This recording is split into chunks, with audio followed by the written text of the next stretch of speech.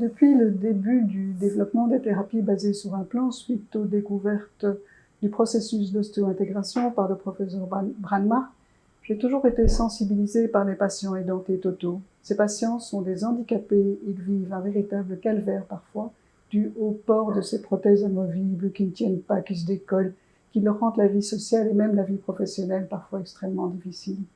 M'étant très fort engagée dans ce domaine, qui fait partie de ma spécialité, j'ai donc eu la chance, en 1997, d'être invitée par le professeur Branmark à Göteborg pour développer, dans le cadre d'une étude multicentrique, les implants zygomatiques. C'était son idée à lui, c'était une idée géniale, parce qu'on utilise un os qui est susceptible d'obtenir l'ostéo-intégration avec les implants.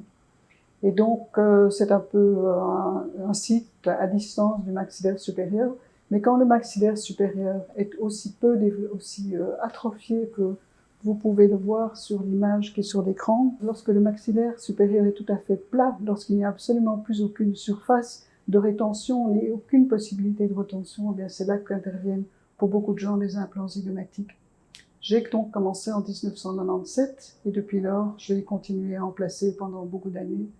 Et le plus important, c'est pas de développer une technique extraordinaire, mais le plus important pour moi, c'est de voir le bonheur de ces gens quand ils sont appareillés avec quelque chose qui est fixe dans leur bouche. Et leurs témoignages de reconnaissance sont magnifiques, beaucoup plus que quand vous remplacez une dent par un implant, deux dents par un implant.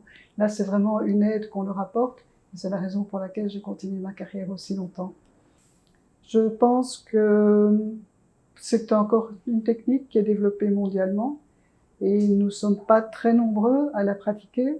Je ne sais pas si c'est un bien ou je ne sais pas si c'est un mal, mais je pense qu'elle aurait intérêt à être développée de plus en plus. Il y a encore beaucoup de gens qui ne sont pas au courant, beaucoup de patients qui ne sont pas au courant de ces possibilités qui existent pour eux, et même beaucoup de dentistes qui semblent baisser les bras lorsqu'un patient vient après un xème rebasage d'une prothèse totale, vient leur dire que ça ne tient toujours pas et qu'il n'y a toujours pas moyen pour eux de manger, de voir des amis, d'aller au restaurant, d'embrasser leurs petits-enfants parce que ça bouge et que les petits-enfants en ont peur.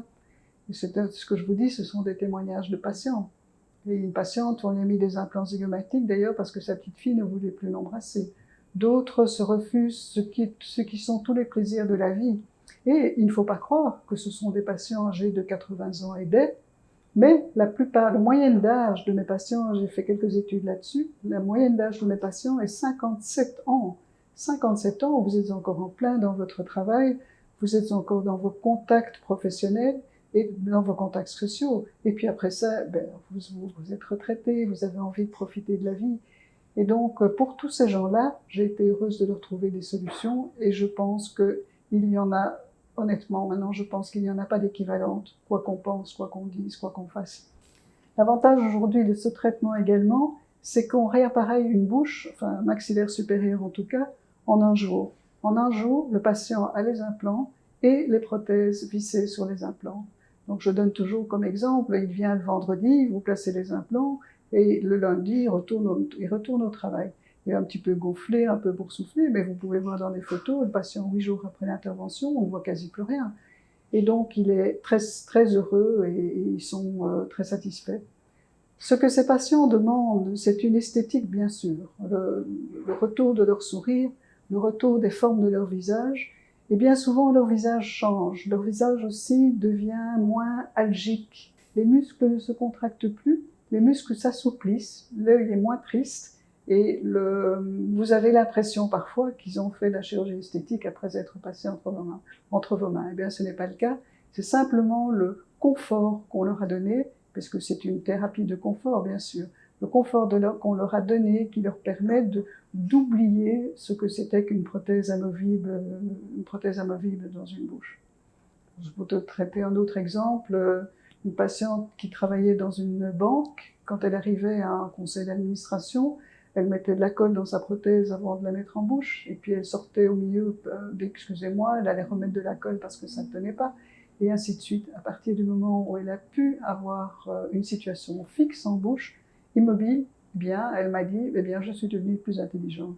Pas devenue plus intelligente parce qu'au moins elle était capable d'écouter ses collègues et de raisonner correctement sans se dire tout le temps ma prothèse va tomber, ma prothèse va tomber. D'autres, je peux vous donner des témoignages qui peuvent durer des heures, je peux remplir des pages avec ces témoignages, avec parfois des larmes de reconnaissance, et souvent des larmes de reconnaissance. J'ai vu comme ça un homme, un grand homme baraqué, 1m90, 1m90 en Belgique, très baraqué, et qui à la fin de l'intervention, lorsque la prothèse a été vissée dans sa bouche, il s'est mis à pleurer. Et ça montre la souffrance de ces gens qui sont, comme je l'ai dit au départ, des handicapés totaux.